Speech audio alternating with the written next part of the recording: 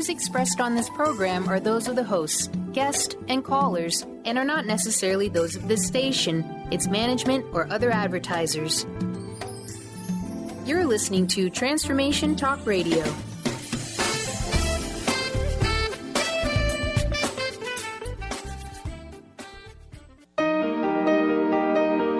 Welcome to the Dr. Pat Show. Talk radio to thrive by. Powerful, inspiring, and coming to you live, bringing you stories of people like you and me, busting through and living life full out. Get ready to dare to wonder what your life would be like if you knew you could not fail.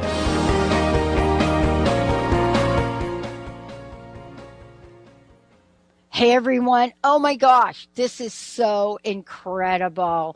We are going to be chatting with my friend, colleague, co-host, Dr. Friedemann Schaub, because I have done 13,000 shows in 13-something years. I don't even know how many. But the point is, I have never done a show on this topic. Ever. Benny, ever. Ever? I have never done a show on this topic. And that's why I love Dr. Friedemann Schaub. It is like the people he works with around the world. If you are stuck in fear, if you are stuck in anxiety, and you're tired of being stuck in fear and anxiety or any other place in your life, this is the person you want to give a call. And we're going to let you know how to do that throughout the show today. You know, as I was sitting here and I was just kind of thinking about my relationship with Dr. Friedemann Schaub. Now, look, don't go there, folks. It's not that kind of relationship. But our friendship and how we've been so supportive of each other for a lot of years. I'm really struck by how he has been able to come to the forefront in his own life, make some of the toughest decisions that I'm so glad I've never had to make. And go out into the world, write a brilliant book, an award-winning book like The Fear and Anxiety Solution, and then step out and help people all over the world. Not just about a temporary Band-Aid solution, but literally help them move past addictions, phobias, step into a self-empowering life. You know, he has an incredible breakthrough program, which he teaches folks, which you'll hear a lot about today. But it doesn't really matter if you've got anxiety, depression, post-traumatic stress disorder, chronic pain. You know, this is something he knows a lot about. Why? Because he's had to go through his own life, make some of the tough decisions, decide, am I going to go in this direction and follow my life's path, my heart? Or how about if I go in this direction and perhaps make a lot of money, follow, family footsteps, and perhaps not be happy. Well, not perhaps. If you've heard the previous shows we've done about his own story and journey, I'm telling you, he should write a memoir. Today's show, the Empowered Self series, the Empowered Self. Are you ready for this? I've never done a show on this topic. Benefits of comparing yourself to others. I cannot wait. Dr. Friedemann, where the heck did you come up with this topic?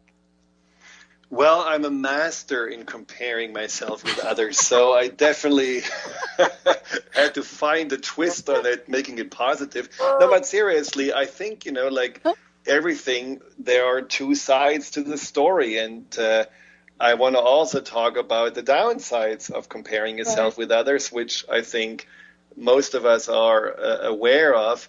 But then there are also benefits, and so we want to look at both. It's something we do all the time, but we don't either notice it or we don't really talk about it. We don't, and I love that you picked this because I thought, all right, I was actually going to Skype you, talk to you before the show, and I thought, no, I'm not, because I love being surprised by Dr. Friedemann Schaub. I love it. I love being surprised, and you are such an inspiration for so many. I want to start this question out because you actually did start it out by talking about how the topic is important to you because that's what you do. Now, if you're like me and you're like you, and we've kind of grown up in sort of an academic world and other worlds where comparison is the norm, it is an enormous burden to move beyond, if I might say, Dr. Friedemann. Have you found that out for yourself? Well, try growing up in a little tiny town of 3,000 people in the Black Forest. Comparison is definitely a daily entertainment. And, my parents were, especially since they were both the resident physicians of this little town, very, conscious about what from the outside, we looked like and what the family appeared. So there was always this comparison with others as a way for us to, stay in shape and be on track and do what we are supposed to do. And so it was a way for them also to maybe, make us motivated, or they thought at least it would motivate us. And the worst they could do was telling me that there was this other boy that was, who was born pretty much like at the same time I was born, in the same hospital. And when I didn't really behave the way I was supposed to behave, they said, well, they probably mixed you up in the hospital, and this really nice boy is actually our real son. And that really, really scared me, and it also hurt me until I was like a teenager, and then I said, whatever, because then it didn't really affect me as much. But I was always feeling that I needed to look at the person above me and the person who is better than me, and then aspire to become somehow as successful or as nice and whatever it was. And I noticed that had worked for a long time until it didn't any longer. And there are good reasons why comparison, when we do it this way, doesn't really have a long-lasting positive effect on us. Well, and we live in a society, in a world right now where comparison is literally the way we operate in social media. I mean, when I was growing up, I'm just a tad, Dr. Friedemann, just a tad older than you. But when I was growing up, we were not connected. I mean, I lived in the Bronx. The only way that I knew that, like, my friend over in Pelham Bay was having a thing going on and could compare is if I got on and I took 2 trains and a bus, right? To have a face-to-face to find out. We weren't plugged into our cell phones 24/7. We weren't in this world where comparisons were happening. And, the world we live in now, the latest statistic says that 92% of moms in the United States and America, 92% own cell phones. Out of that 92%, 73 of them carry them around, plug in, listen to podcasts. That is like millions and millions and millions of moms. That is not the world I grew up with. How do we not compare? Well, I think this is exactly the question.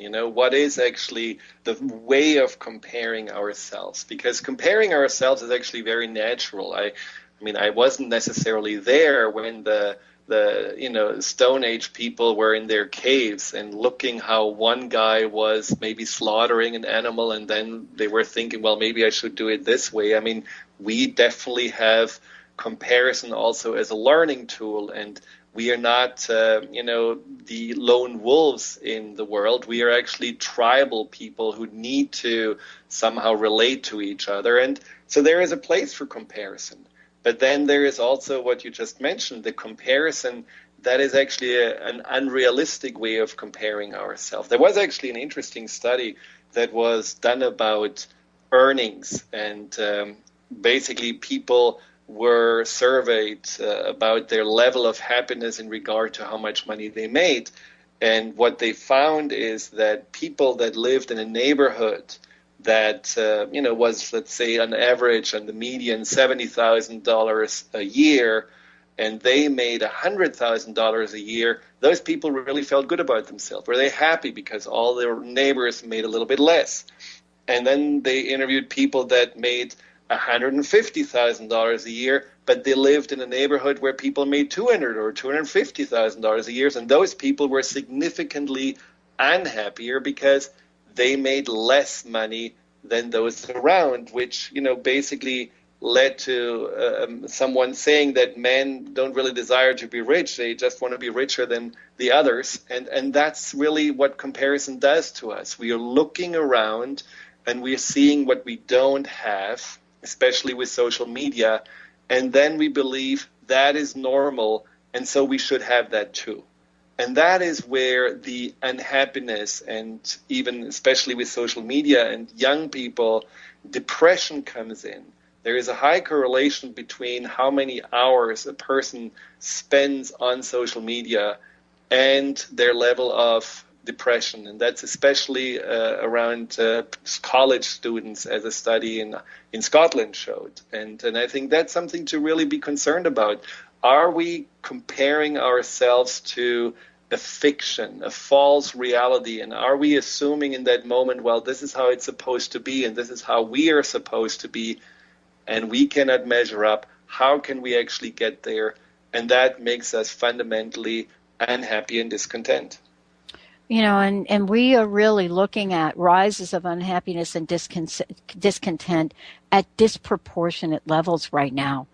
It's like someone said to me the other day, the cat is out of the bag. And what you've talked about and related to today in the show is this constant chattering that goes on in our minds, right? Where even when we're not, how do I say it? Because I would love for you to talk about this when we come back from break. Because isn't there the conscious awareness that we are doing it? But then isn't there a subconscious realm to this as well? I would love to talk with you about this because, consciously we can say, there I go again. And then inside of ourselves, we're not sleeping at night because we're having a vision of Bobby Joe who just got her hair done in a way that we wish we did, or something of that nature. But then it goes beyond that. It goes into the workplace. It goes into our lives. It goes into our family, our neighborhoods, and our community. We're going to take a short break. When we come back, Dr. Friedemann Schaub, we're going to tell you how to get a copy of his book. We're going to let you all know how to get a free consultation and how to put the end to this obsession that we call comparison to others. Stay tuned. We'll be right back.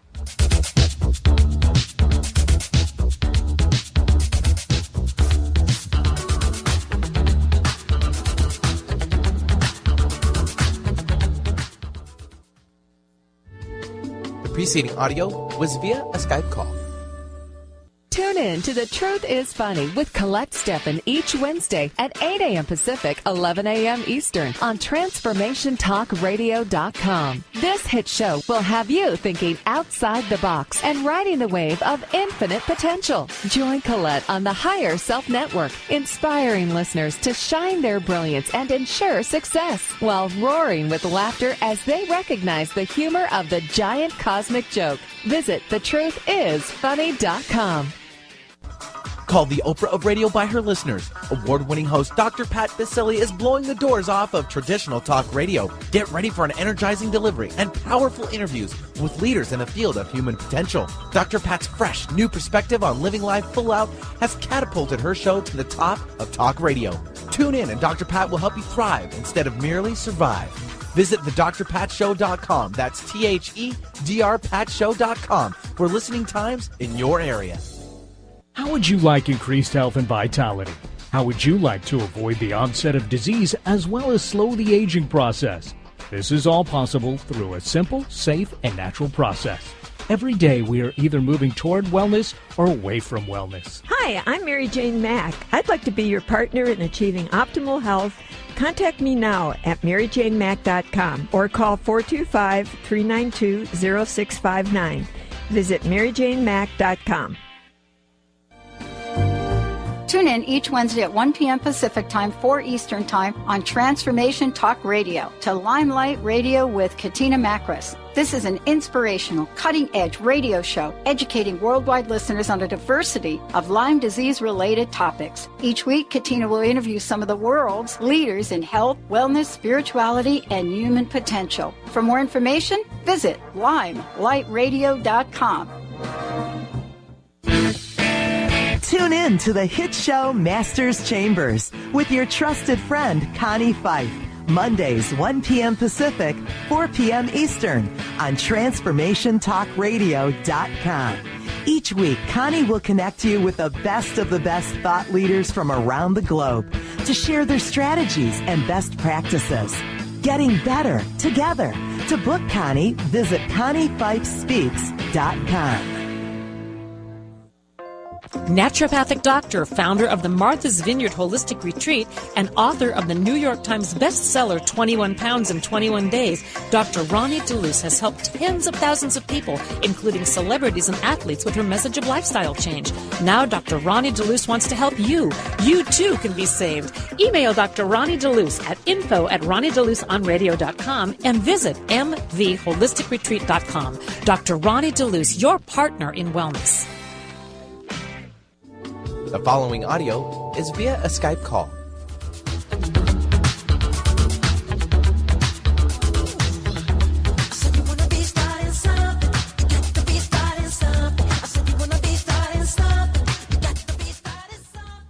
Hey everybody, welcome back. It is so great to have all of you tuning us in, turning us on. It is great to have you join us here today. I love this. This is where I get to just sit here and listen to my friend and colleague, Dr. Friedemann Schaub. For those of you out there, if you've not gotten a copy of his book, The Fear and Anxiety Solution, please go ahead and do that. You can go to thefearandanxietysolution.com, or you can go to Amazon. You can go to anywhere and get a copy of the book. Also, before we jump back into this conversation about comparing ourselves, right? Please let folks know, Dr. Friedemann, the best way that they can schedule a free telephone consultation with you and what those consultations are about. Well, the best way is actually through email at info@thefearandanxietysolution.com, or you can also just visit the website, thefearandanxietysolution.com. And request a free consultation. It can be Skype, it can be a phone consultation. And in those consultations, we talk about your challenges and also how the work I'm offering can help you overcome them. And many of the people I'm working with are struggling with not only anxiety, but also in general, not feeling they measure up in the world. They feel not good enough. They feel somehow that they don't fit in. And that blocks them. And it blocks them not only from reaching their goals, but it also blocks them from enjoying life. It feels always upstream. It feels always that there is a struggle. And that is something that you mentioned before the break is actually on the subconscious level anchored in. Consciously, we may have all the arguments that tell us, yes, we can succeed, we can feel good about ourselves, but subconsciously there is something holding you back, a limiting belief, an imprint from the past, patterns of anxiety and insecurity. They need to be resolved on a subconscious level. We cannot talk ourselves out of it. We need to go to the root. And that's basically what my work is about. And the beauty about working with the subconscious is that it really is allowing you to make changes in a very short amount of time. So whatever you have been struggling with, maybe for decades, within a few months, you will be able to overcome that and grow beyond it with the right leverage and the right tools. So if you're interested in something like that, just send us an email. We give you more information about the personal breakthrough and empowerment sessions, and also about an upcoming 3-month seminar we have, and then we can go from there. Well, and this is part of also getting through the layers of things too. You know, sometimes we think A is the problem and it's really not. And we have to address that thing which shows up first and foremost. And that's what I love about the work that you do, because you said it brilliantly. We got to get to the root of it. And that's really my question about, you know, this idea of comparison, and that is getting to the root of it. You and I were talking during the break, and, you know, I was saying that I grew up in an environment, especially in sports, where, you know, you were always being compared to somebody else. And then, of course, in the business world, you know, the dreaded performance reviews where you're being compared. And I wanted to have you touch upon, you know, this notion of comparison. What's at the conscious level, and what role does the subconscious play? Well, you know, there is certainly a awareness most of us have when we are comparing ourselves. Let's say, for example, you're looking on Facebook on what your ex is doing these days, and you are kind of doing a little stalking there, and you see, oh, wow, he or she are so happy, and who is that person, on their side, and wow, they're actually traveling, all those things we never did. And I mean, it's a little bit like, emotional cutting that you're doing. You're creating a lot of pain. Now, why are we doing it? Because something inside of us feels still unresolved. Something inside of us still feels somehow there is a pain that hasn't been addressed. And what our subconscious does, it is often looking for confirming evidence that whatever we believe is actually true. So let's say, for example, you subconsciously believe that you are actually not good enough and that you're not lovable. Consciously, you tell yourself, oh, this was a jerk, and I'm glad that, we moved on. But subconsciously, you feel like it was my fault, or I was actually not really, good enough for him or her. And so then you're subconsciously pulled into looking for that evidence that, this person is better off without me. There is more joy without me, and I don't deserve to be happy. And that is where the subconscious creates this pattern of hurting ourselves that doesn't seem to make logical sense. But from the perspective of the subconscious, it makes complete sense, because the subconscious needs to feed its beliefs. It's almost like, you're living in a certain reality, and the subconscious needs proof that this reality is still true.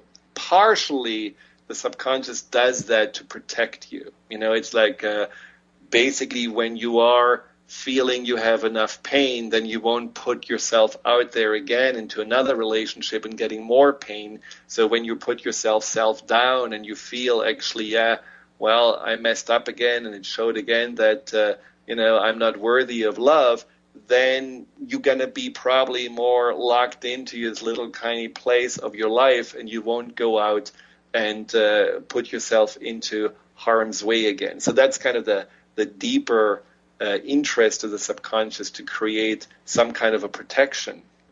But, on just looking at the pattern, we have to realize that the subconscious needs our guidance. I, for example, was growing up, as I said before, with the belief of somehow not being good enough, actually not being smart enough. Mm-hmm. And throughout my life, until, I was working in cardiology in a university hospital in Munich, I really believed I was not as good as the others. And even when I left that career and I moved into another career, I was still looking up on the internet what my colleagues were publishing, what kind of promotions they were getting. Why? Because somehow my subconscious required me to feed the belief of, see, you're not as good as they are. See, they are more successful than they are. And when I realized that this was kind of almost like a need to have more of this pain, and when I realized every time I did it, I felt actually rather nauseous, that I really had to stop myself, then you learn also ways to do that. And I want to explain more what we can do to stop ourselves. But realize it's like with everything in the subconscious level or in the subconscious world, the symptom is what we notice first. Mm-hmm. But then we have to go a little bit deeper and ask ourselves, so what makes that pattern of comparing ourselves really even alive, even possible? And those are usually our beliefs, and those beliefs need to be examined and changed. Well, you said something earlier, and I'm really, really eager to hear how you're going to walk us through this when we come back from break. But the thing that you said earlier, I'd love for you to touch upon is, we have symptoms, and I want to go over a few of them with you. Because earlier we talked about, or we mentioned depression. And we don't often think, depression, comparison, right? We think, depression, life-altering experience, right? A loss, a death. But we don't always connect the continual reinforcement of comparison and not being good enough. And, can you just talk a little bit about the relationship of that? Because I think depression has this, this kind of mask around it that says, oh, you know what, maybe you had to have this life-threatening thing happen. But that's not always the case, is it? Let's go to a quick break, Mr. Benny. When we come back, I think it's like, wait for it. All right, we'll be right back.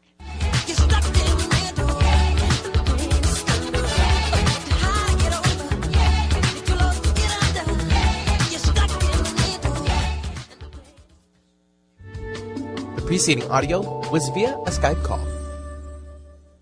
Wondering how to play the game of life and actually win? Stop wondering and start winning the game of life with the unique, incomparable Lynn Brown. Lynn takes everyday aspects of life and infuses them with the magic of soul and passion to help others. She wants to help you next. Lynn offers a myriad of spiritual healing, from chakra clearing, aura healing, to even corporate and business readings. Bring your game face and visit letter R, letter U, intuit.com or call 844-letter-B-INTUIT. Tune in to Prescience Life Radio with host Mia Simone. Mia is devoted to sharing her extensive knowledge on the invisible worlds of energy. Join Mia and discover the science of intuition and connect with your greatest gift. Start living in your potential today and every day by opening up to the power of inner knowledge. To learn more about Mia, visit presciencelife.com. Do you want the freedom to spend more time with your loved ones? Travel the world? Live spontaneously? Get ready, because the Chip Justice Show is here. Hosts Dr. Pat Basile and Chip Justice can help you build meaningful success while embracing life. Living a life you love is the end game in this new, inspirational, and empowering show. Positive changes for a life you'll love. Tune in every month on TransformationTalkRadio.com and visit PositiveChangeInstitute.co for more information. Tune in to the hit show Masters Chambers with your trusted friend, Connie Fife. Mondays, 1 p.m. Pacific, 4 p.m. Eastern on TransformationTalkRadio.com. Each week, Connie will connect you with the best thought leaders from around the globe to share their strategies and best practices. Getting better together. To book Connie, visit ConnieFifeSpeaks.com. My dream is to end homelessness. My passion is living a green life. My dream is to end poverty. My passion is volunteering. My passion is making a difference. My dream is to cure Lyme disease. My passion is rebuilding communities. My passion is helping those in need. My passion is caring for the elderly. My dream is to find a cure for cancer. My dream is to leave a better world for my children. We all have that special passion, that lifelong dream that drives us to live our lives with meaning and to create a better world. No matter what drives you, we can all make an impact. Dr. Pat Basile is helping others make their dreams come true, so we can all help make our world a better world. To learn more about how Dr. Pat is building a community of sharing hope, strength, funds, knowledge, and information, visit abetterworldcrowdfunding.com today. That's abetterworldcrowdfunding.com.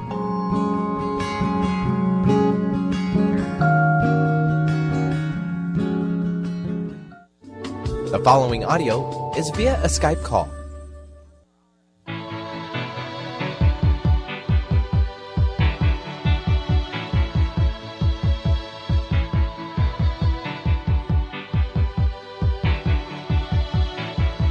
The heart is a blue,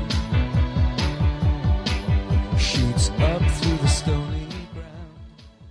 Wow. Hi, everyone. Welcome back. Welcome back. A lot to talk about. You know, this is the Empowered Self, benefits of comparing yourself to others. And, you know, we were talking about, you know, what does this mean in our society? How do we understand the symptoms? What do we look for? And then Dr. Friedemann going to show us, you know, the more positive ways of self-comparison, what we can do with this, and how do we move beyond it. Before the break, we were talking about, you know, signs or symptoms or things that show up to kind of give us clues, Dr. Friedemann, about the fact that this is going on. And you did a beautiful job of talking about the subconscious.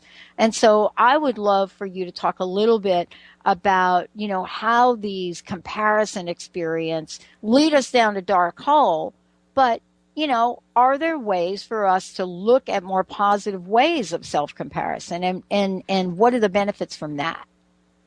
Well, I think we have to distinguish between three different kinds of comparing yourself. So the first one is the one that doesn't make you feel good.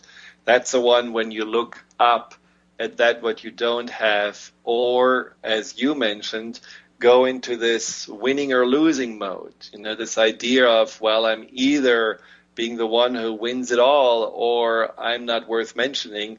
And so there is a comparison that basically buys into this idea that life is a competition that needs to be won. It's not a journey. It's not your experience. It's not something that makes you ultimately grow into who you're supposed to be. It's all about that battle of that winning or losing idea. And then I think that what comparison also feeds into, this idea of having to win or being the loser. And I think that's where we have to look at our symptoms, our signs. I mentioned looking on the internet. I mentioned, maybe also looking at what other people are making, what they're earning. You know, the neighbor buys a new car, and immediately your comparing mind goes, how can he afford this? And why can't I? And so when you notice that you go into this little spiral of looking at someone or something outside of you and immediately putting yourself down, what you need to do is to actually stop yourself, which is sometimes, easier said than done, and then realize what it is that you're doing. And what you're doing is basically making an unfair assessment of yourself and your life. You know, so many people, I talked to a client the other day that, like many others, say, basically I'm 60 years old and my life was a complete failure. Why? Because I don't really have a stellar career. I don't really have a, to the brim filled 401k. I don't have a husband. I don't have children. I don't have my own house and a mortgage. So everything what I'm supposed to do, I don't have. And therefore, my life is actually pretty much a failure. Now, the unfairness of this comparison is that this woman has grown and evolved over the last 20 years so dramatically out of very difficult circumstances with many traumas. She has managed to keep her heart open and managed to really care about a mother that really didn't care about her when she was a child. She managed to start a career as a counselor and a coach and help many people with her own experiences. She has managed to do things, out of the box, where she has been reaching out to people on TV because she was noticing that there was something they, didn't do right. And so she just sent a letter and said, you shouldn't argue so much on The Voice or something like this. Things where you just think like, this is an inspirational person. This is a person who is a lighthouse in our life, and she has all reason to feel good about herself and to be proud of her accomplishments. But the comparison and this idea, there are certain things we are supposed to accomplish, certain things on a checklist we have to mark off, otherwise your life wasn't really worthwhile.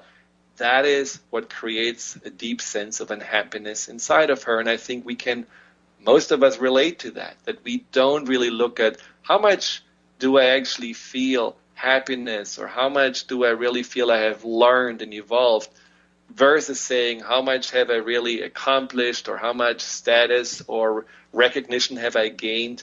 That is where the comparison needs to shift to what are my inner values versus comparing yourself with external values. Yeah, I mean, one of the things that you're also going to talk about and share with us too is, trying to figure this out. Now, I know for many of us, I mean, it has been a long and winding road to try to do some of this ourselves. And the reason that I say that is because it's so hard to just see ourselves, right? At least for me, it's been hard to really truly see myself and not really get down to the root. And so most of the time, our friends and our family can see us way better than we see ourselves. But you had mentioned earlier that there are some positive aspects of this, and I think you just shared a story a little bit about that.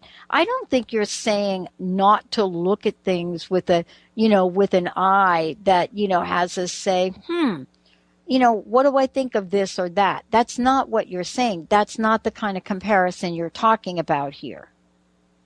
No, I mean, what I'm saying in terms of comparison that makes us feel good, there's one which is pretty obvious, and I'm not totally subscribing to that, although there are apparently studies that subscribe that this comparison can actually be fairly helpful in certain circumstances, and that is looking at people that are worse off than we are. And there was a guy from India that once said, that basically in India people are much more happier than in the Western world because they tend to more compare themselves to those who have less, and we in the Western world do more the other way around. And so they, always feel a little bit better about themselves, but that can also lead easily in feeling superior or having a little condescending attitude. So unless you really are feeling there is compassion involved with those that have less, and you feel like grateful and appreciative of what you have, which can be then a positive energy, it's not necessarily the first thing I would go to. But then there is a comparison which is, and that's a key, without any judgment. And that's what makes a difference between the comparison that hurts us and the comparison that can benefit us. If you are thinking about, let's say, for example, you are, a tennis player and you are seeing, someone playing just masterfully on the court. Well, you can look at this person and tell yourself, oh, I will never be like this. Oh, my God, look at this physique and look about this serve and so on. And then you can just, beat yourself up. Or you can ask yourself, what is it about this person that I actually can learn from, what I can actually take in, what I can model to at least be similar or maybe even as good as that person on the court. And that is where there is no urge to say, oh, I should have exactly the same skills as this other person, or that, as I said, criticism that is kind of, again, making us feel bad and putting us down, when there is just a curiosity, a wondering, and a belief that, well, ultimately, if I learn a certain strategy or a certain way of being, a certain way of behaving from someone else who is a master in that what I want to grow into, I have certainly the resources inside to get there.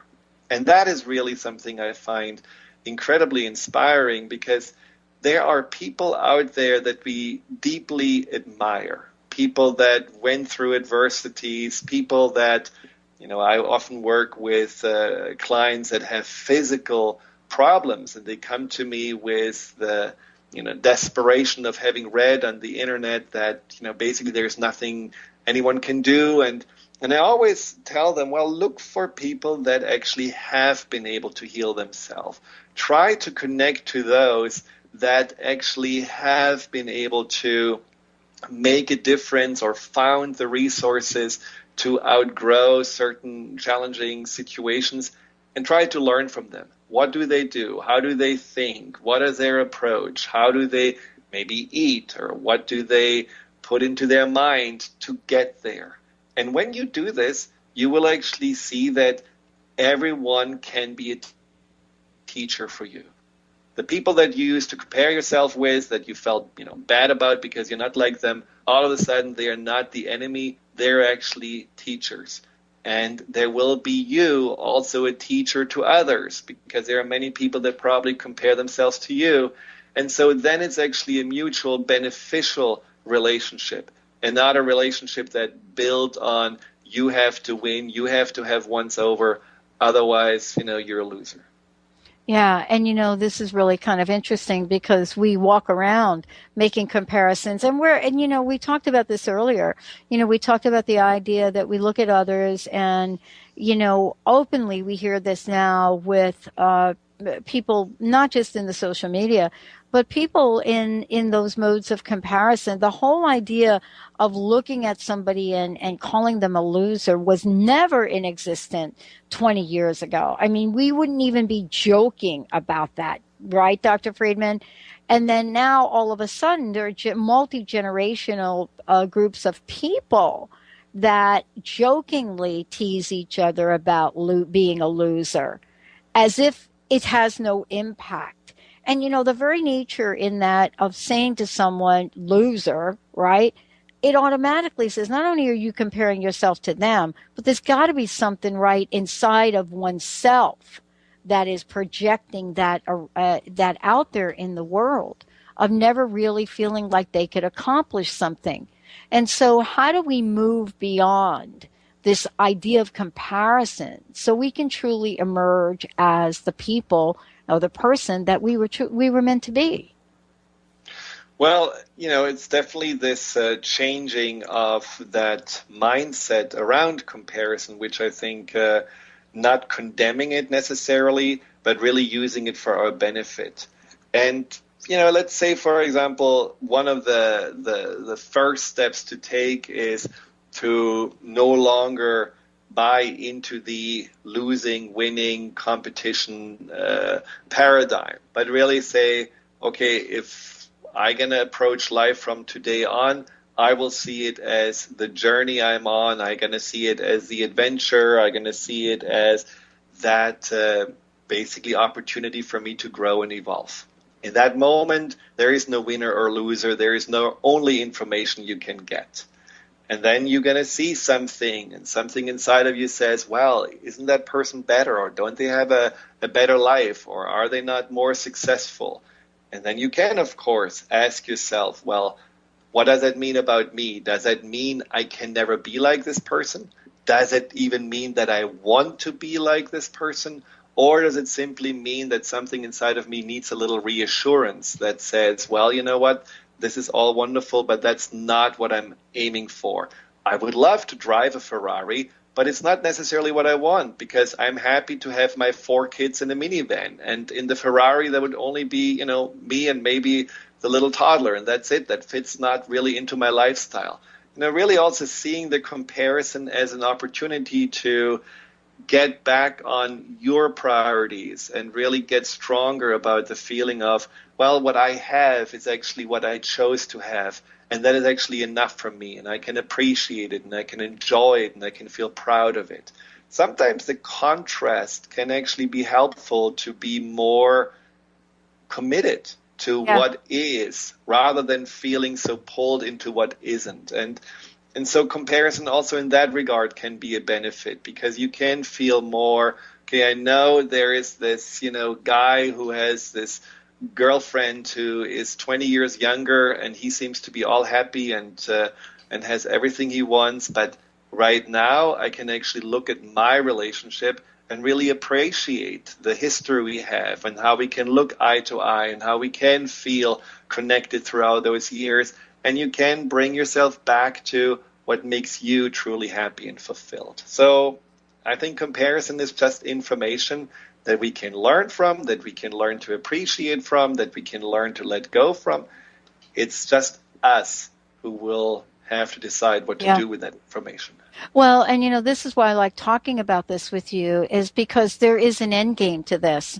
And what I'd love for you to chat about, and we'll go ahead and skip the next break, is what I'd love for you to chat about is, how does this idea, this idea of comparison, what is the vision that it's holding us back from, and what can we expect when we make a determination to really work on the root cause? Because most of the time we're looking at, being stuck. We hear that word over and over and over and over again. But something like comparison, which seems, how should I say it, like the new normal in our society, is perhaps at the root cause of this. And I'd love for you to talk a little bit about, what's possible. What are some of the processes? What are some of the things that you could do to help people move beyond all of this?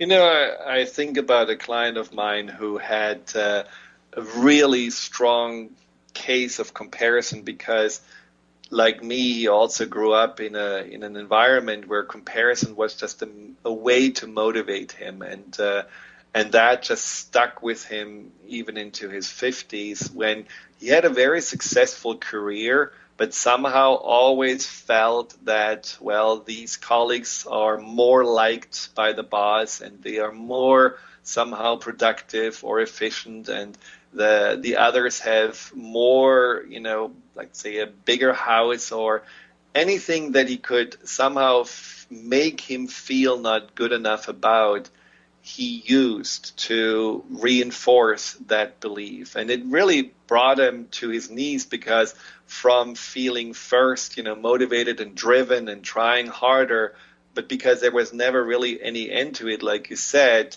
he got more hopeless, more anxious, more insecure, and he couldn't enjoy anything in his life anymore. So what we did in this work was basically starting at the root. So where does this come from? Where does this need to compare and measure up come from?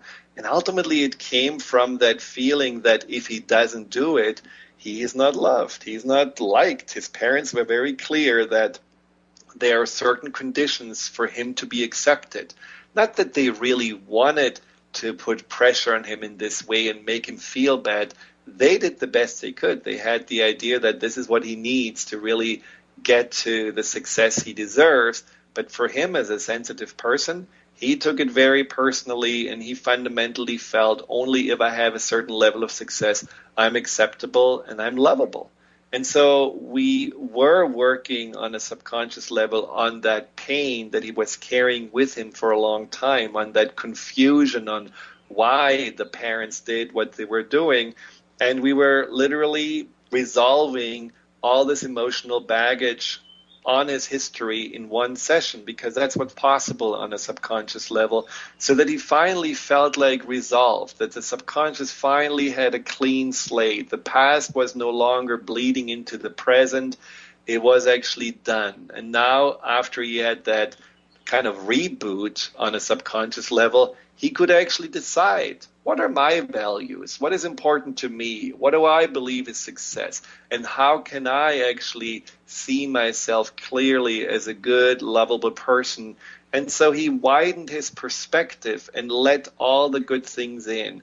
He was a great father of 4 kids. He was an outstanding member of his community. He was a devout, spiritual person who really was only eager to do good in the world.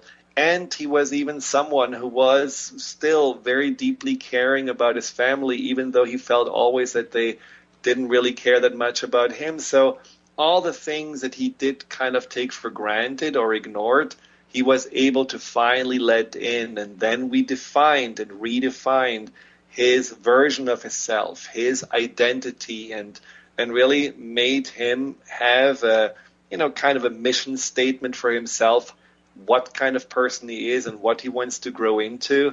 And from that on, everything seemed to flow so much easier. Everything seemed to be just like, of course, I'm very productive at work, but I don't really worry so much if my boss likes me or not, and I don't really worry so much whether my colleagues are better or not. I'm just going to do my job.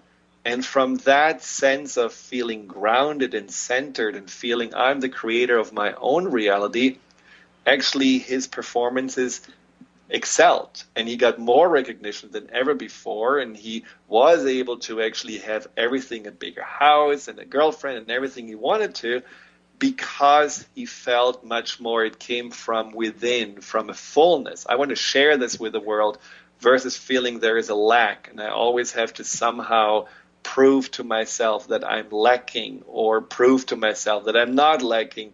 Either way, the lack was driving him in the past. Now there was a greater sense of self that was actually driving him, and that's a change that is possible when we are working in the subconscious level. So even if you feel stuck, you're not stuck. There is just something that is still in the need for you to be addressed or resolved. There is something that needs to be rebuilt and redefined, and then you're able to see yourself and the world in a much wider perspective, in a perspective that's actually much more real and honoring what is, which is life is full of possibilities. Most of the times when we are stuck, and I include myself, We have one idea on how things supposed to be. We have a very limited idea on what we can do. And so we are hitting the head against the wall and somehow wonder why there is no opening. But when we are having a wider perspective, we can actually see, wow, there are actually other things that are important or other ways to get there. And then all of a sudden, rather than being in resistance, we actually can let go and be more in the flow. And with that right leverage, we can actually get to where we want to be. Yeah, I love this because what we're really talking about here today is giving people a doorway, a portal to create a new sense of freedom. And I want to talk about freedom for a minute if we could, because there is an energy around comparison, right, Dr. Friedemann? There is an energy around comparison which literally entraps us in a prison of our own making. And it is really a loss of empowerment, isn't it? See, we think comparison is a gateway to freedom, or comparison is a gateway to stay on top of our game, right? Right? Comparison is that thing that's going to get us to the place where we know we can stay one step ahead. But yet, isn't the reality we're creating more and more shackles, a prison of our own making? Well, again, this is depending on whether you have comparison used as a way of judging others or judging yourself, or whether you use comparison to be inspired. Because if we are getting inspired by other people, by really feeling like, yes, this is actually a person, maybe there is a person who feels really free or really confident. And, how many people do you inspire with what you are sharing and what you are doing and your stories? And there is a choice we have to look at people like you and comparing ourselves. Oh, I had never this courage. Oh, I could never do this, and I could never be so eloquent. Or we could say, wow, how does she do this? And if she can do it, I can learn to do it as well. That is the difference. So, this is what I feel is so important about anything. We always like to live in this world of duality and feel like, well, it's either good or it's bad. There needs to be a label on it. But like everything, we can look at it from different angles and we can actually use it to our benefit. Like fire, we can burn in it or we can cook a nice schnitzel on it. It's just up to us what we want to do with it. And comparison is the same thing. So if you feel you have your eye always, over the fence at your neighbors, if you feel that you often observe people on what they're doing, try to use what you're doing actually to your benefit by being curious on, A, do I really want what they have? Or am I actually able to feel more gratitude and appreciation for what I have? And B, is there anything for me to learn from? Is that person the teacher that I really want to follow?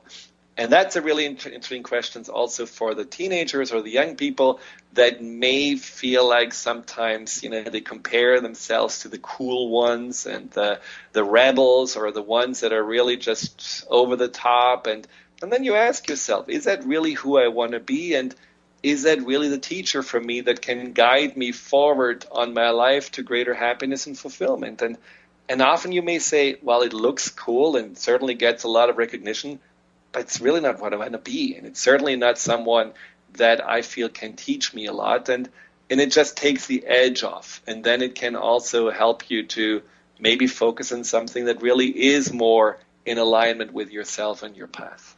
Wow. What a great show. Dr. Friedemann, would you please give people information, how they can find out more about you, schedule time with you, and anything else that will help them change their lives for good? So just go to the fearandanxietysolution.com. You can find a lot of information about the work I'm offering and also really find some self-empowering tools that can get you connected to your subconscious, can give you already some, really positive things to do that make you realize that you don't have to be stuck and you can actually change yourself on a profound root cause level. And if you want to do some individual work, if you're interested in really getting your life and yourself to the next levels of joy, happiness, fulfillment, then fill out the form on the website or send an email at info@thefearandanxietysolution.com, and we will send you information about the personal breakthrough work. If you're interested in really getting your life and yourself to the next levels of joy, happiness, fulfillment, then fill out the form on the website or send an email at info@thefearandanxietysolution.com, and we will send you information about the personal breakthrough and empowerment program. And we can send, if you're interested, and set up a free consultation. I love it. Dr. Friedemann, Schaub, everyone. Thank you all for tuning us in, turning us on. We'll see you next time.